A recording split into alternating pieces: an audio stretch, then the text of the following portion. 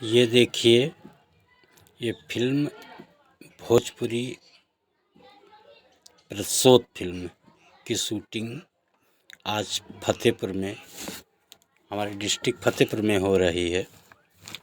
और ये हमारे गुड्डन शिवरानी जी अवधी गप वाले हैं।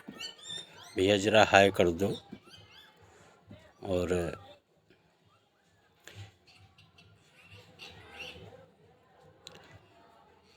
तो ये हमारे श्री जयंत श्रीवास्तव इसके निर्माता हैं। और हमारे सत्यार सिन्हा जी ये निर्देशक हैं। बहुत ही अच्छी और पारिवारिक फिल्म बनने जा रही है, जिसमें गौरव झा जी, रितु सिंह और संजय पांडे जी, अमित शुक्ला जी और गोल्डी जी हमारे, और हमने भी इसमें किया है काम, नेता का रोल।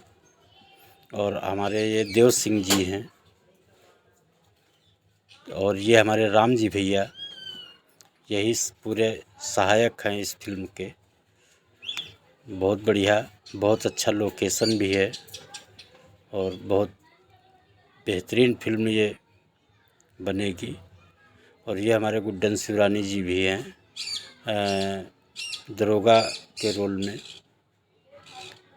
तो ये पूरी यूनिट है जो कि बहुत अच्छा काम कर रही है।